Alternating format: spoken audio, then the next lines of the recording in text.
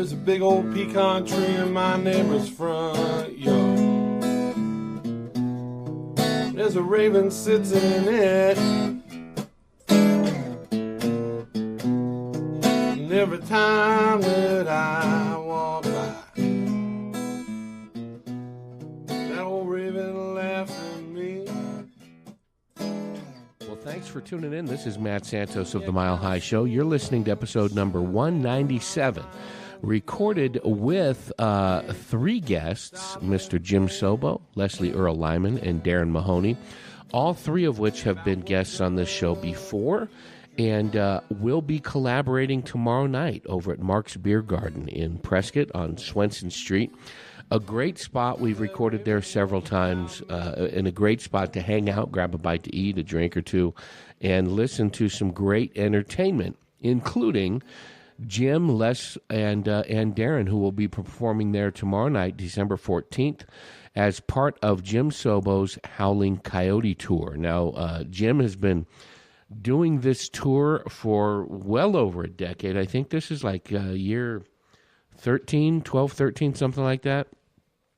Typically, his tour, and you'll hear more about it, how he started it in this episode, but the gist of it is he was so impressed upon moving to the Prescott area many years ago.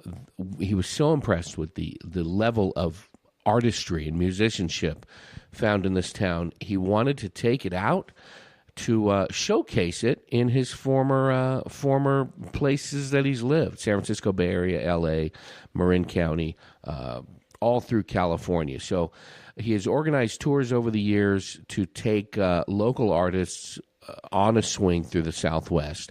This year, he will be featuring some shows right here in the Prescott area, including December 14th at Mark's Beer Garden, featuring Leslie Earl, Not a Serial Killer, Lyman, and Darin Mahoney. So I wanted to sit down, talk about the shows, talk about what these three guys have on the books coming up, and that's what we did. So we sat down over at the Raven Cafe. So check out both of these places, Mark's Beer Garden, marksbeergarden.com. Follow them on Facebook as well. Just search Mark's Beer Garden, and you'll find links to their other calendar events. And also, of course, the Raven Cafe at ravencafe.com. Both of these places have been extremely supportive of the local arts and music scene, and supportive of me coming and setting up mics and taking up space. So check them both out. They're great spots to hang out. That whole Whiskey Row area and the surrounding Prescott area and Prescott Valley, Chino Valley, it's a great spot just to hang. So if you are listening to this from out of the area and plan on being in Arizona, take the time to swing up north to Yavapai County and check out our area. You will most likely at some point see some big bald guy walking around with a microphone. So that's probably me. So stop in and say hi. That's exactly what happened. As we were recording this, we kept getting glances from a neighboring table over at the Raven. And then once we packed up the mics and we're sitting around chatting, we got a visit from a local resident. I didn't get into that last name. I'm sorry. Kim. And Kim was sitting at a table next to us, and her friend visiting from Chicago, Donna. So thanks for Kim and Donna for stopping by the table and saying hi and just asking what we're doing. So if you see us out and about recording, huddled away in a corner somewhere, stop over. Don't wait till the mics are off. Just come over and say hi and tell us what you're doing in town and what brought you to the area. And there's no problem in interrupting, because most likely, especially if I'm talking, I need to be interrupted. I need to be told to be quiet every once in a while, and people would much rather hear you and why you're here in town, like Miss Kim and Miss Donna, rather than hear me ramble on. I don't know. I think we started with, I was talking about my new shoes or something. Who knows? Sit back and enjoy 197 of the Mile High Show with myself, Mr. Jim Sobo, Leslie Earl Lyman, and Darin Mahoney. Make sure you follow those gentlemen too. HowlingCoyoteTour.com. Facebook, Howling Coyote Tour, DarinMahoney.net, and then Leslie Earl Lyman right there on Facebook at leslie.lyman.54. And tell them, get a fan page, get a performer page set up. Come on, Les. Oh, and use that Amazon link at milehighshow.com. If you're a new listener here, go to milehighshow.com. Check out our back archives. There's a ton of old episodes there going back 4 years. We're almost at a 4-year anniversary here. Go check out some of the artists that we've talked with, some of the performers, comics, and just all-around goofy, interesting people. And above all, use that Amazon link right there at milehighshow.com. It's a way we can support the artists out there by going out, buying them a drink, buying them some food, hanging out, traveling to shows, traveling to areas to record this. That's how we pay for it. By using that Amazon link, you get directed to your Amazon or Amazon Prime login page. Doesn't cost you anything extra, but it lets Amazon know you got there through us, and they give us a little kickback at the end of the month. So, don't be a Hinshaw. Hashtag don't be a Hinshaw is what I'm saying. Listen to the archives. You'll know what I'm talking about. There's this deadbeat in town. I don't want to name names, but his name's Hinshaw. He refuses to use that link, and he is the most avid Amazon shopper I've ever seen. So, hashtag don't be a Hinshaw. Support the show. Don't be a hater. Don't hate us like Matt Hinshaw. Use that link. Come on. Doesn't cost you anything extra. Support the show, will you? Don't be a deadbeat. That's my story, melancholy. Every day's like a big old lead weight. Wrapped in shoes that's already heavy. It's like dying from 1,000 cuts. As close to being a musician last week as I think I will ever be. During Acker? Huh? No. The week before, I guess. And it's strictly in wardrobe only. I only wear, I don't know if you've ever noticed, I only wear like these casual, these are Dr. Scholl's. Right. I only wear these or white tennis shoes. Okay. I've got some other dress shoes and stuff. Right. But I always get, I've got 3 or 4 pairs of these, so all I have to do when it's dark is grab a left or a right. I don't have to worry about it. My tennis shoes, too, they're white. They're the I could go and grab 5-6 pairs at Walmart. But when I went to Phoenix, I was gone for 5 days. I grabbed a right and a left. And but one of the pairs that I have is all tore up from the yard and paint and stuff, and it's just bleeding right over when Les is talking. Yeah, how awesome is that? How awesome is that? So I grabbed this one, grab one pair, and I get down to the club, and the first thing the guy looks at me and goes, "What happened to your shoes?" I have one all ratty pair. And then one almost brand new pair. Oh, jeez. So they just looks like 2 different pairs. The same shoe, just tie a bandana around your leg. You look like a rocker. So I went to Walmart the next morning, and the only thing they had in my size is not something I would normally buy, but I have the most comfortable blue suede tennis shoes that I've ever. So I got. Nice. Anthony and Sandra come down that Sunday because I was down there all week. So they come down there, we go to lunch. The first thing out of Anthony's mouth, not hi, not I missed you, haven't seen it. He goes, "Look at those shoes. Pop, where'd you get those shoes? They are so comfortable." Well, you know what? You should have bought a couple pairs because you're going to miss those when they get. I turned into Elvis for the weekend. It was nice. And thus now I have the mic to prove it. There you go. You the man. Nice, they're comfortable, but I still feel weird wearing them. That's his new name. Blue Suede Shoes Santos. Suede shoes. Matt, the Blue Suede All right, Jimmy, shoes. Tell us why we're here. What do you got coming up? Hi, this is Jim Sobo from the Howling Coyote Tour. It's a pleasure to be here. This Friday, the 14th of December, from 6 to 9 p.m., I am featuring. So if you don't know anything about the Howling Coyote Tour, it's a singer-songwriter showcase that originated in Prescott, Arizona. Not Prescott, but Prescott. Yeah. And first time I showed up here about 17 years ago, I went to Coyote Joe's, which was a venue that featured a lot of original singer-songwriters performing acoustically. one of which was Dave Whitley, who built that stage. And You mean physically built that stage? he did. Like, what are you doing? Sorry, we have a musician that's groping himself. Yeah, I don't know sorry. what that was. Right. That was I don't know whether to lick this microphone or. man. Go ahead. Go ahead. Well, it's all I warm think he was now. trying to create a fart with his Yes. hand I under his know what he was armpit. Yeah, exactly. So yeah, and I was amazed. I'd come from that industry and I'd left that industry. I was lucky enough to sell a song to a straight to DVD film, and I took the family and got the hell out of LA and moved to Prescott and decided I was going to become a school teacher, which is what I did. And I went to Joe's and I started seeing these amazing artists that were really inspiring, and I was like, where am I? And people like Jonathan Hust and Gary Ukura and Kenny James and Les and just The going master. on and on. Leslie Earl Lyman. And so I created this concept because I felt compelled to. Yeah. I was like, there's no way that I'm going to see these people and just have them just be in my Like, memory in get the Prescott. word out, yeah. Right. And so I lived in the Bay Area for many, many years, and it's still a very welcoming community for this type of a concept, an acoustic singer-songwriter showcase concept. And so every year for the last 13 years, it took me 5 years to really have the gumption to do it.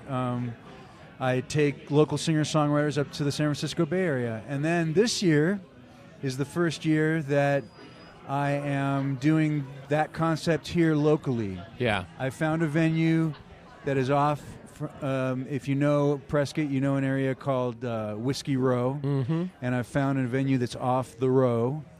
And it's more intimate, and ownership is incredibly friendly and down-to-earth, kind of like what would be 1970s. And that place is Mark's Beer Garden. Yeah. Great spot, man. I Yeah. like that place. Yeah. We've recorded there quite a bit. Yeah. It's been nice. And I watched That's you right. do, yeah. You I showed watched up. you, And yeah. that's the last time I saw watched you. Was do over there with your. the open mic comedy night, and Yeah. that older gentleman that night was unbelievable. Yeah, he was a funny guy. Unbelievable. And just, God, how refreshing was that night? I love to hear people being exposed and vulnerable and just honest and things you don't get to hear in this town very often. And people, I must say, can be slightly offended around here in Yavapai County. Yeah. And so it was so refreshing to hear people just talk. Now off. you were there with your With my wife, yeah. new bride. Now, not so new. When did you guys get married? We just celebrated our 3-year. The last time that I'd seen you before I saw you at Mark's was on your wedding night. I was going down the stairs at Jersey Lily, and you guys were going up. She was still in her bridal, in her wedding gown. Yeah, it was hard to get that dress off, so we decided just to kind of leave it on. So come on, it's a family show, dude. Yeah. Man, I was wanting to hear about. I showed up on your wedding night. filthy musician. No, it took well, like Matt, 5 that's how people you to get pull a the family. girdle I'm just saying. on the back there just to try to suck it in for her there. But thank God she's not here. Well, there I goes hook the up with these stork two pirates theory. for this Friday night show. Well, Mr. Leslie Earl Lyman was on my 5th tour that I did. I had hosted Prescott's Got Talent downtown. That would be Paulden's Got Talent. Paulden. Well, I love Paulden. And I, one of the buy-ins for me was that if they were musicians, I wanted whoever won or got second place or third place was going to get to go on the tour with me. Gotcha. And one was a gentleman named Richie Hart, who was out of Tombstone, and he just happened to be in town. And he's an amazing artist as well. If you go onto my website, you can check him out. Yeah. And the other was Nick Canuel, Yep. who at that time was with a gentleman named Sonny, and they called themselves Nixon. And they were a duo, and they were like all of 19 and 20 or something like that. And so I took them on tour, and the following year I enjoyed being around Richie so much that I asked him back. And that will happen because sometimes when you go on the tour, you form a camaraderie. Yeah. And you know these are people that you can trust while you're out on the road with all your picadillos. So is that why now when you're playing with Les, you're staying close to home where you can get back in your own bed at night? Yeah. I mean, I've been exactly Can you once. imagine? No, to tell Les, you Can you imagine? I'll pull a trigger on Les again one of these days. Darin, you did a tour about a year ago, year Yeah. and a half ago. Yeah. Pretty extensive through Colorado. We've talked about on Mike Yeah. before. Now, how long were you guys gone? One time we were gone for 10 days or 14 days, something like that. And then the other Can you one we did a imagine quick. 14 days in a van with this guy? Well, see, there's boundaries and there are rules on tour. Of course, number one is don't do number two. But, I think when you go, you're going to figure out real quick whether you get along or not. Yeah. And usually what ends up happening is you pair off. I get along with this person better. It just depends how many people are on the tour. But if you get with a good group of guys, everybody has their... I mean, when me and Shuri and Will Clipman and Art were on tour, they're all healthy eaters. I'm a meat and potato, eggs and bacon. So we were stopping at all these places that was, I couldn't eat anything on it because I don't eat vegetables. Finally, they could see that Darin was quiet while we're going down the road, and I says, you know what? The next place we stop better have a grease pit because I want something fried. I want something. So they did. They pulled in, and we had biscuits and gravy, bacon and eggs, and they're all smiling at me because I'm just over there grubbing away. And it's rough when you're traveling with healthy eaters. You got to bring your own. You got to bring your own food. You got to bring your own grease. Oh yeah. Well, you know what? Nothing's better than pulling off in the middle of, Gunnison, Colorado, making a ham sandwich, and there's nothing wrong with that versus paying $15 or $20 at a restaurant to eat something. But you're right. If you get along with them, it's a great tour. If you don't, you can't wait to get home. All right, Jimmy, you spent a lot of time in the music biz previous to your time coming to Prescott. Give me a road story of a not so pleasant road gig. Well, just don't use names. You can if you want. I don't care. Nobody listens to this anyway. Just how bad they made it. Give me a not so pleasant. You've mentioned a couple of the good ones with the Howling Coyote Tour, going up to Lagunitas, up through Marin County, and I know you've done some up there. Give me a tour nightmares. Pre-Howling Coyote bad road gig. Okay, we shall leave the artist nameless. Nameless. Yeah, I was waiting for that. No, I mean, I hesitate to even say anything because we are a close community, and I do love and appreciate, and I'm so honored to have anyone that is crazy enough to go on this tour with me. So any of the picadillos. Is he doing the Michael Jackson moonwalk backwards out of this? That happen on the road, you have to just kind of roll with. But you don't ever want the cops to show up. So I will say that, and that has happened, and we still got paid. It's the bass player's fault, wasn't it? We still got paid. No, it was probably Jim Beam or Jack Daniels' fault. Yeah, one of them. Yeah. But, yeah, I mean, the worst thing that can happen when you're out there actually doesn't have anything to do with the artist, because hopefully the artist, vehicle breaking the reason down. why you're there with these artists is, especially for me, is, again, I'm not blowing hot air up these guys' skirts. I do honestly feel honored to be able to showcase them. And to me, it's magic, and we don't get a lot of that in this life anymore. So it really, the worst thing that can happen is a mechanical failure and just being stuck somewhere. Yep. And or just booking a hospitality venue or a venue that is not appropriate. Either bed bugs, or booking a venue that you have to just basically beat the crowd over the head with an acoustic guitar so that they'll listen to you. So there's and with this type of concept, it's got to be a listening intimate crowd enough venue that they'll appreciate what they're listening to. Because I encourage original music and people that are right in the song craft, and there's still a lot of that going on. It's so encouraging.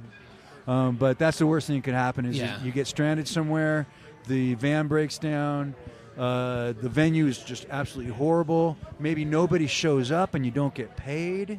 And it's, when you're on the road, people think being on tour is like this wonderful experience. Sometimes it's not. It's a job, man. Now, you guys The have all fun part It's is a job. Being on that stage. hour and a half to 2 hours Yeah, you're yeah. on stage. Yeah. The rest of it, is the work to it's get the you work to that. getting you there. Now, you guys have all played various types in a wide varied venues, everything from stadium shows to rock clubs and different bar gigs, and I've seen you guys play in some small little coffee shops and cafes. What's the oddest place that you guys have gigged, whether it be with a band or solo? Let's go around the room. Leslie? No, I'm really lost. The oddest. You know, I mean, I could give you the top 15. Well, because we all know music at at bars, at nightclubs and things. What's a venue, an outlet where it, on first glance, you wouldn't think? I'll go like the comedy thing. There's guys doing shows in laundromats and barbershops. Right. I was going You know. to say the oddest was it was a combination microbrewery, laundromat, combination something else. I can't remember. Suds and duds. Yeah, something right. Were you getting a lot of change in the tip jar? It was in San Francisco, and it was there was so much going on there. There was just that people like that were reading their paper, waiting for their laundry to get done. People that are drinking beer. It was but now it's commonplace. But this was about 10 years ago. Yeah. I gotta say bowling alleys. Bowling alleys? Bowling alleys in general, because like you'll get there and like almost all bowling alleys have some kind of like bar. Bar, So, yeah. and so they'll book an act trying to like make the bar make some more money when really people want to drink beer and and like in the Big Lebowski, they want to drink beer and like bowl. So you're there and you're getting paid and no one's paying any attention to you, and there's like this occasional strike and people are going yay, and and it's and they're really strange. I would have to say the exception though is there's a place in I cannot remember the name of this place, but in New Orleans it's actually a really cool venue. So it's a 24-hour bowling alley, and the bowling alley here in Prescott Valley actually has they have a nice room. They got a PA and everything. Yeah. So Karaoke was huge there for a while. I don't know if they still are. Our local funk band, Funk Frequency, man, they packed that. Yeah. I walked in there. They're one night fun to see what watch, was going man. on, and it was like there was like 4,000 people in there. It's like and it smelled like summer in Havana. How about you, Darin? Oh, goodness. I had a bluegrass band I played with. It was called Halfgrass. They call what? Halfgrass. And we had an upright bass player, Byron Lipkin. I had me on guitar. We had mandolin. We had drums, or mandolin, banjo. We had a fiddle player. So it was a good group of guys.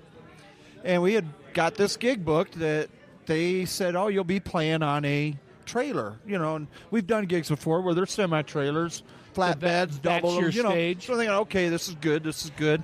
And we pull up to the gig. It's in a parking lot, and it literally is a 6x8 track, like a lawn tractor trailer.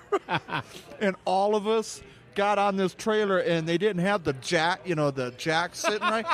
So, and no matter what they did to bring them up, the grass was so soft that we'd be sitting there playing, and the only thing out there was just kids running around with cotton candy, and so that one. But I do have one I could tell you that's just blew my mind is me and Sherry.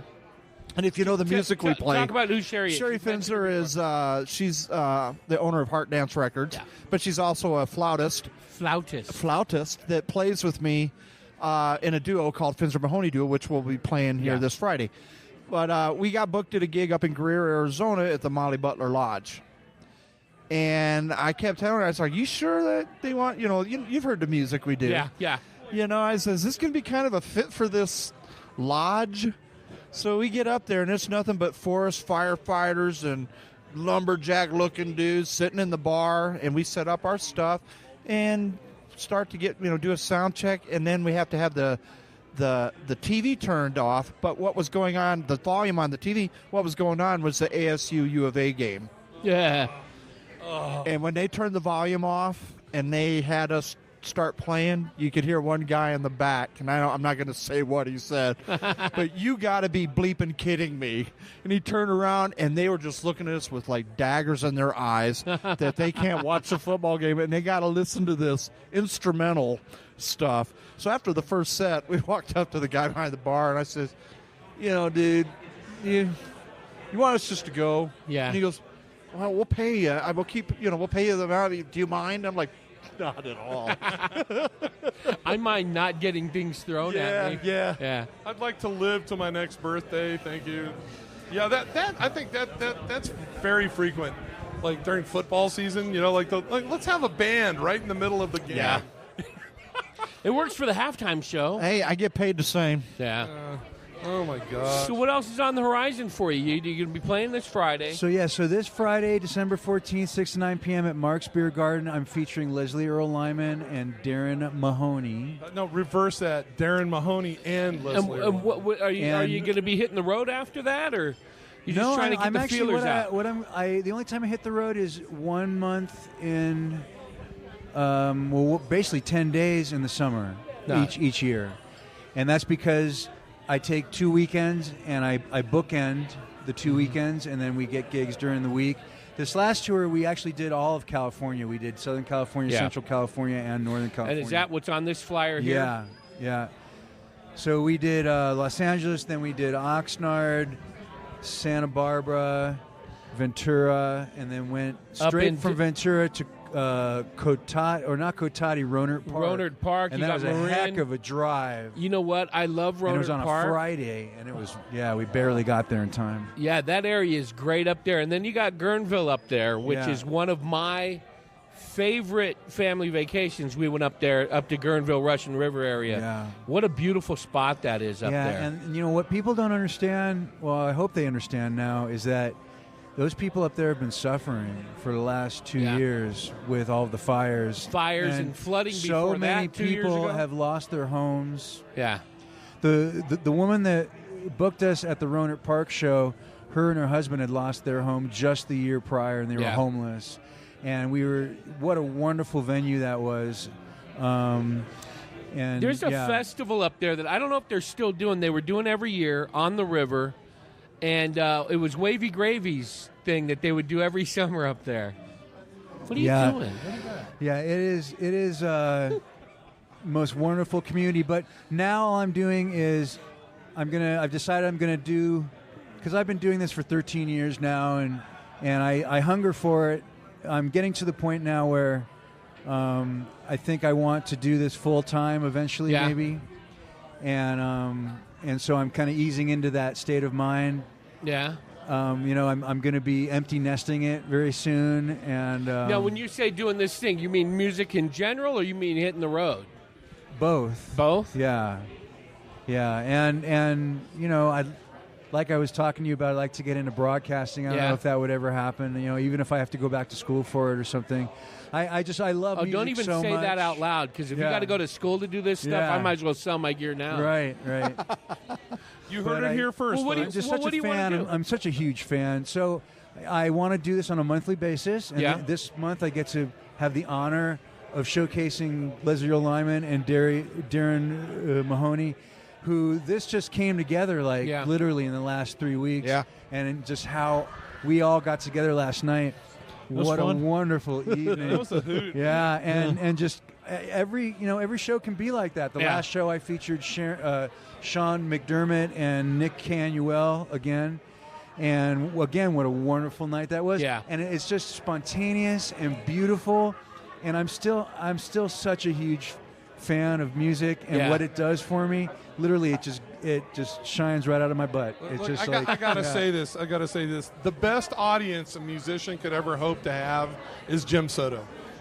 Jim Sobo is I swear, he's an audience all by himself. I clap very loud. You can play to him and you'd be good.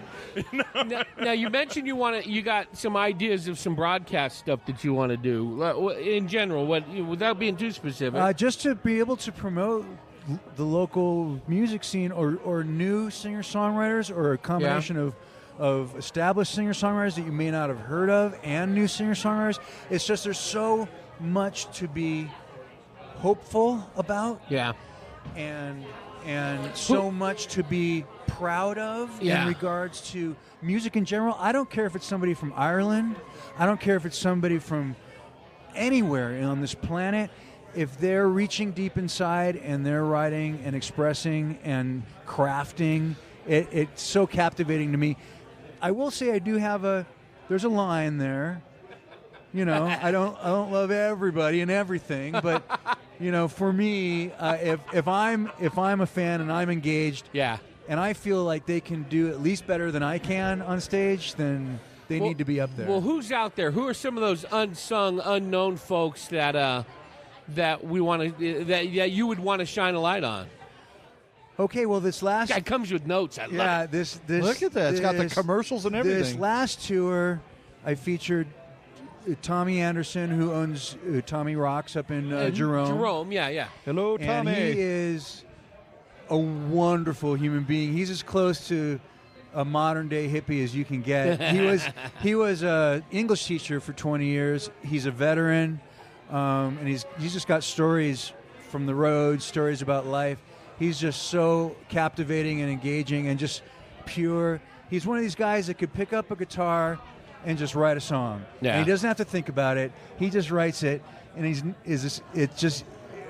I labor. I don't know about you guys, but I labor over this. And he just like, no, I just wrote like 3 songs last night. And, you know, and some, you know, they might be good, they might not be, but it's his thing. It's his process. Fleshing out the ideas. Yeah, just doing it. And so I brought him, and I brought someone that I checked out at the Point, Rosemary Tracy.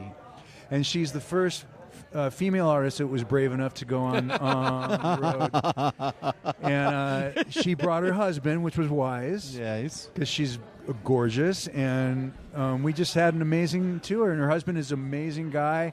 He ended up being kind of like a road manager / roadie and was very helpful. And Rosemary, well, you could see her just keep the artist sane on the road. Yeah. And you could see her just working her craft out while we were out there. It was really neat, like, because I think I'd seen her a year prior, and I don't think she'd been playing out very much. Yeah. And when I made that call and said, "Hey, Rosemary, do you want to go on tour?" She's like, "Yeah." And then she went on tour and just realized kind of what it's like out there. And I could see her just working at it, and she became. I saw her just blossom, you know, and my God. She is this fiery Irish, you know, just gorgeous, and she's pulling it out from places that don't exist, and just, man, and her finger work, unbelievable, and her vocals, unbelievable. So Tommy and I were just trying to keep up after after she got going. So what do you envision, like interview and play some music, or just dissecting their art? Both, what all of the above. I mean, Matt, and the same fascination that you have with people and getting inside their head and asking them some questions and stuff. I have that same fascination. Nice. So you'd asked about local artists. So one of the first gentlemen that I saw when I first moved here was a gentleman named John Best. Or Jonathan Best. I've seen him play right at that piano, right over there we didn't even mention at the Raven Cafe where we're sitting right now. And to me, immediately what I heard was reminiscent of Randy Newman, but coming out of this 20-year-old body. And that was a long time ago. That was, He's still a little dude. He's not 20 years old. And just this like kind of New Orleans thing going on, even though he's never been there. And that's to me is sacred ground as far as music goes. Very eclectic too, because he moves in not just the music, but different sounds and ambient sounds, and then the artwork and a lot of work with kids and stuff in the area. What's his work? I forget. You guys, you remember? I'll put a link in there. For his day job. He's got an organization. Oh no, you're. Oh yes, Jonathan Best. I'm so sorry. So I was talking about a different John Best? Hust. Oh, Hust. Yeah, John Hust. Sorry. Yeah, I'm sorry. I was talking. That's what I was talking about too. I thought you were talking about Jonathan Best. Yeah, I was talking. Yeah. So I was talking about Jonathan Hust. Jonathan Best, I did bring on tour, and Jonathan Best, to me, when I saw him, he's like the crazy mad scientist that presents himself on the keyboard as can do anything, any sound, any type. And he was the first guy I saw started to loop stuff and sample stuff. Yeah, Jonathan Best, he was on tour 2 years ago with me. Gotcha. And he's eccentric and That's beautiful. who I saw play right over there. Yeah. Jonathan Hust, he's a gentleman that I saw in his 20s. Gotcha. That ended up blossoming with several different projects around here. But yeah, check out Jonathan Best, check out Jonathan Hust, check out Cross-Eyed Possum. They're not, I don't think they're around anymore, but that was sounds like something Darin would eat on the road. Something Acronite. I know they did some Oh, Acronite. did they? Yeah, Okay. yeah. So that's the Howard boys. They're twins, and one plays stand-up bass, and the other one plays guitar, and they sing. And they only play stuff from the 1970s. It's weird. Oh, wow. Nice. They're like 18, but they're really drawn to the Allman Brothers, especially, and various other artists. And they actually, one of them still play with Sugar and the Mint. Oh, gotcha. Okay. I believe. What a solid group that is. Yeah, Johan? Sugar and the Mint from Prescott here. They won the best bluegrass act in Telluride, wasn't it? Telluride, yeah. And Richie Hart, who I've mentioned, who now lives in Pennsylvania. Kenny James. Yes. Kenny James came out of the Bay Area and actually worked with the band. Oh God, I'm going to brain fart here, so I'm going to back away from that. But he's got a history. Yeah, I need to he sit has down a with history. Kenny. I haven't yet. We keep talking about it, and it just doesn't happen. Yeah. But he's obviously been incredibly successful here. Wes Williams. Yeah. So I took him and Wes on tour 1 year. Wes Williams is out of Nolens. Yep. Would be the proper pronunciation. Nolens. Nolens. Hey, you guys know Dave Manning? Are you familiar with Dave? Yeah, Dave Manning. Yeah, Drives around in that drives around in VW the van, bus? Yeah. Yeah. And he plays the keyboard, and I kind of see him like aspiring towards a Tom Waits kind of a thing. I sat with him, did a podcast with him about a year or so ago, and he was coming. It was the night after Thumb Butte Distillery, the night before he played here at the Raven. Just an interesting guy, man. I really love talking with him, and he's got a very unique sound. He does. He and does. A kind of a unique outlook on life. Yeah. Fun guy to talk with. You know what? And that kind of an artist, I would take on tour. You know, I would take on tour. But that kind of an artist, you really have to be a musician's musician. Well, I was thinking to really appreciate sometimes I think the general public might not find it entertaining enough bells and whistles going on. But I was thinking in line with this broadcasting you were thinking of, because I would love to hear. I mean, when I sat and talked with him, it was just scratching the surface. As a fan of his, I got to see him the night before. I listened to a couple of his CDs, so it was a different outlook. I'd like to hear him have a discussion with one of you guys where you can really get into more of the music aspect of it as opposed to the audience members, which what I was doing. Right. But he'd be a good one to sit down and chat with. Gentleman who was playing with Jonathan Hust was Gary Ukra, and Gary he comes did up on this podcast way too much. Does he really? He's probably lurking around here. I see him a lot. Yeah, he's a lurker. Scares the heck out of me. That's what he does. He lurks. He intimidates me. And he came out of What? He does. What? Could you say that again? He intimidates me. Yeah. Why is that? Because I photographed him many times over the years, typically drumming with like the cheek tones. And he has a very intense look about him, and he gives the impression that he does not like a camera pointed at him. He doesn't. So when I am taking pictures of him, he gives me these very mad dog hairy looks. eyeball. Yeah, he lived in Missoula, Montana, and he's originally from the Minnesota area, but he is an artist who just wants to be an artist. He doesn't want to have anything to do with any of the promotion or any of the business of being a musician. He came up, I was having a conversation on mic with Don Cheek, and he brought up Gary, and as I was saying, He intimidates me. I look over Don's shoulder, and he comes walking in the gate at the patio at far from whatever they were called at the time. So we laughed about it. A couple months later, I'm having a conversation with Wes Williams over at the Birdcage. We're recording, and Gary's name comes up, and I look up, and he comes walking in the door. Then I'm sitting down with Drew Hall across the street at Granite Mountain Brewery 6 months after that, and he comes up in conversation, and I said, the guy scares me. Every time I mention his name, he walks in the room, and sure enough, he comes walking in the room. Oh, my God, look who just walked in. I was going to say that. I'm looking around. No, he wouldn't be here. No, the last time I saw him was here. Was it? And it was after a Drew and Anton show. And I'm telling somebody, Gary's probably a really nice guy. I've never had more than 10 words with him, but every time I mention his name, he comes walking, and sure enough, he comes walking in the door. Well, I was before you got here, I was talking to these gentlemen about Gary and how he writes, and he writes subconsciously. He writes through stream of consciousness. It may sound, it might not sound logical, but to him, it means something in that moment. Yeah. It's almost like poetry or something, where I, again, just labor over trying to make something rhyme or trying to make it mean something or trying to make it halfway decent. It just, to him, it's just a stream of consciousness. Are you guys members of or familiar with the Eucharista fan page on Facebook? No, I am not. It's a page set up to list sightings of Gary Euchre. I think Wes started it. No, that's a lie. Look at one Facebook page is enough for me. Yeah, I don't know who started it. I think Wes started it, Williams, but it's the Eucharistas. And it's I want to start a Gigfoot one. That's so awesome.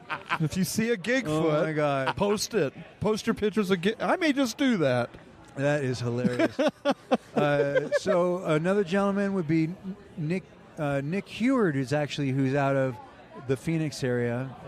Insanely Great beautiful guy. voice, insanely beautiful songs. Well, let's do it. You've got, and it just goes on and on and you've on. got a good head start on a list of who you'd like to talk with. So why don't we just set up and have the Jim Sobo show? Yeah, why not? I don't understand. Let's do it. All right, it is done. It is now. We're reaching about Ladies and gentlemen, 30,000, boys 35. and girls, welcome Yeah. to the Jim Sobo Show. We're reaching about between 30 and 35,000 Here's the people a ready month. in the morning. Wow. Sobo in the morning. No. So what you thinking? Like, how Sobo often? wouldn't be up that early. How often would you want to do this? Every month. Like do a monthly highlight Yeah. of an artist? Yeah. Actually, so what I'll do is every month we can talk about the upcoming show that's happening that month. But we could do shows in between if What's you'd this like. we? No, this is the Jim Sobo Oh, it's a Jim Sobo show. I'll come with the gear. I'll set it up. Okay. You arrange for a guest. Okay. And So and we run it. could do it, probably twice a month then, I would say. Because we've been waiting for 4 years now for the Les Lyman aspect of the podcast. I think I've added my aspect to all the podcasts I was in. You know, Les was going to do a guest podcast like once every couple of months. And that was in 2014, 15, early 15. Not that he's counting. He's done one. He's done one? yeah, and you were unhappy with it. I was like, No, okay. it was fine. It's okay. It was fine. We just never got another one. Because you were mean to me. He was mean to me. I think we need a group hug. Oh, man. Don't Les touch is sensitive, man. Don't The do gentle that. giant. Now don't go home and write a song about it, Les.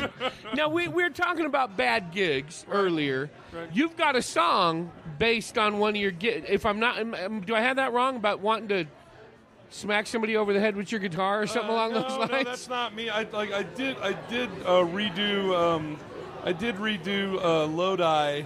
You know, Yeah. and that was like that. Very good version, by the about way. 3 years or 4 years when I did that on the tour I went on.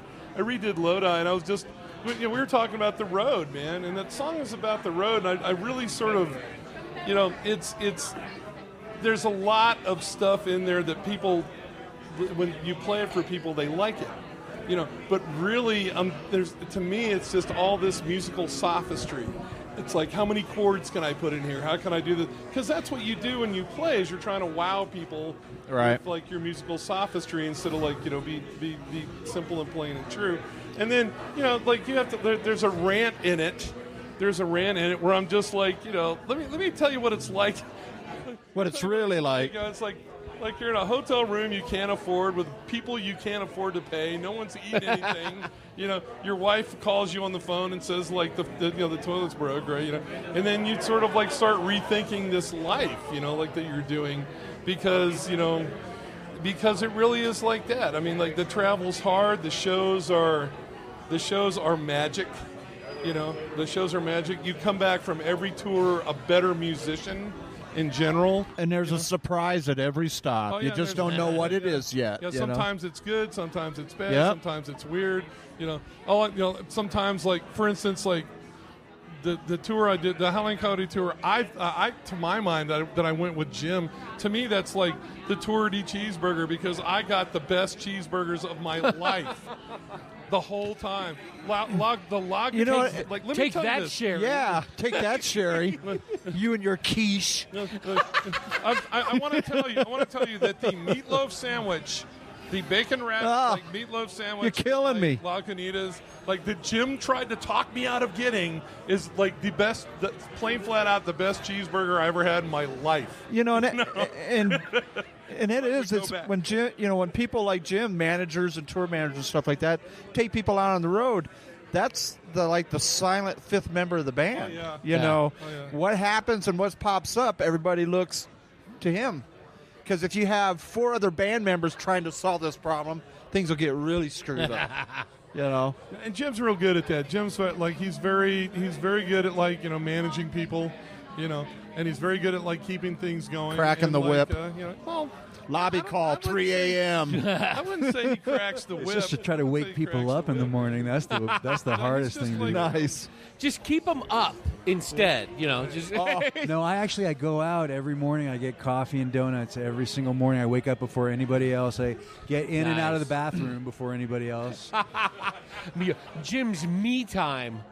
Well, so we got the show. I'm going to put this up either late tonight or early in the morning. Yeah.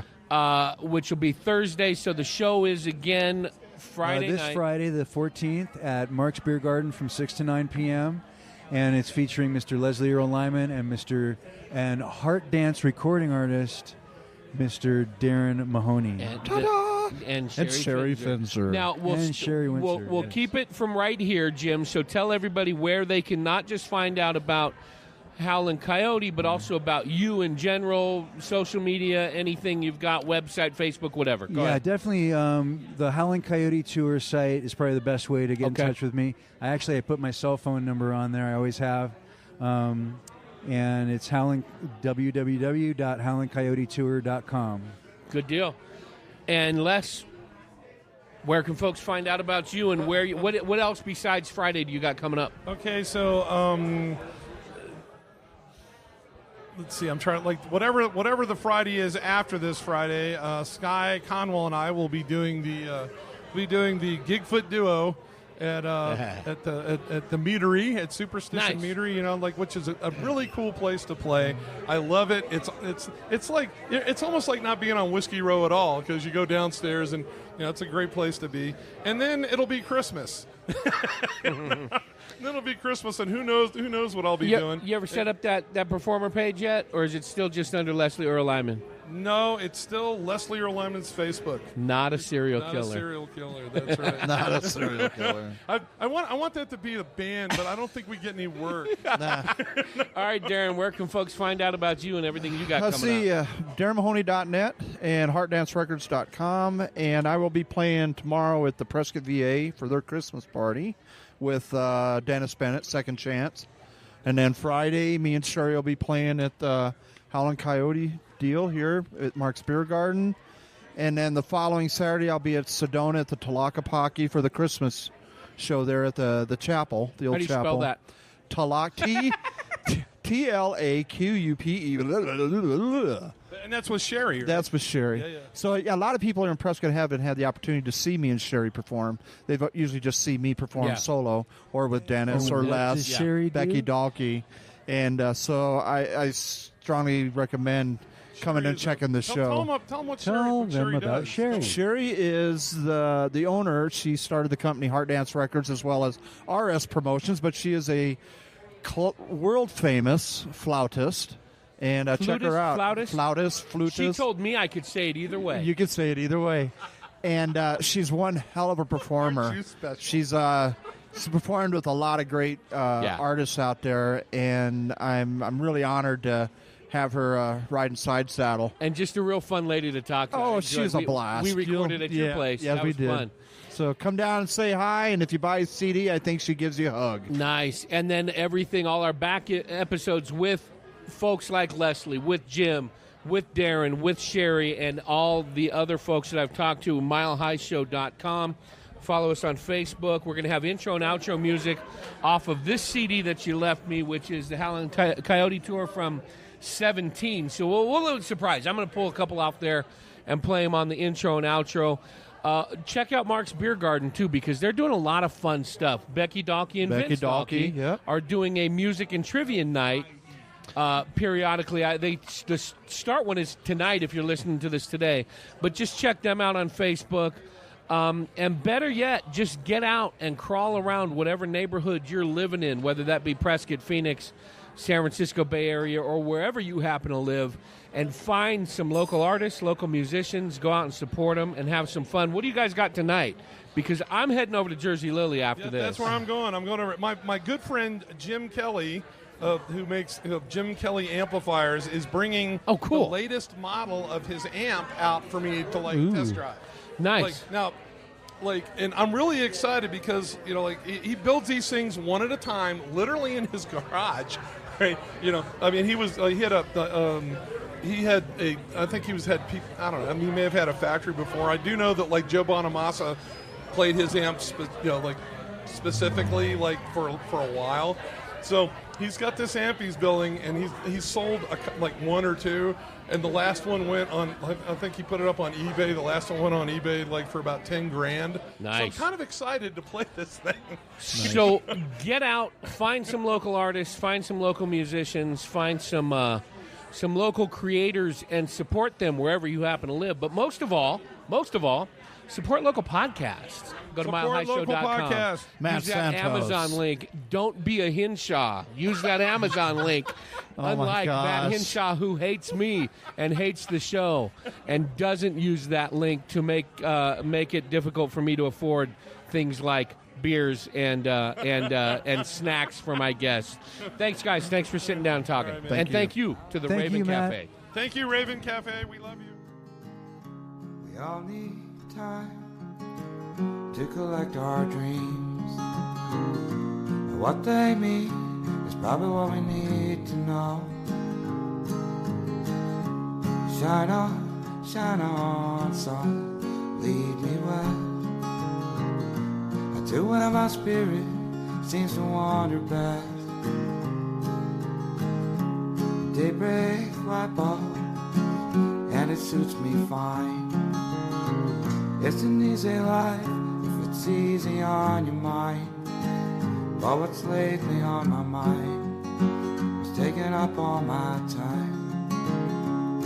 It's this fear, been here too long, that I don't belong.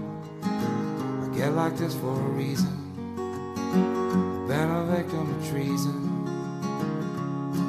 And I'm never really sure what people mean.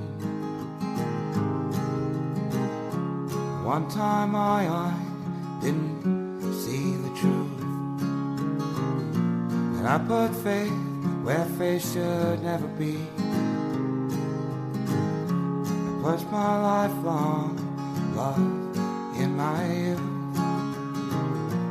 She has been a very good friend to me, and I need quiet before I can speak. If you could sit silent, you'd hear more out of me. You move too fast, and you run me down. And everybody's noisy in this town, but what keeps me in this town, what keeps me hanging around. And what keeps me from a road I should have left long ago is that I really do have love, and I feel like I'm part of, and that they're a part of me. They've been good friends to me. Give me these to love myself, and I find love wherever I go, wherever I go.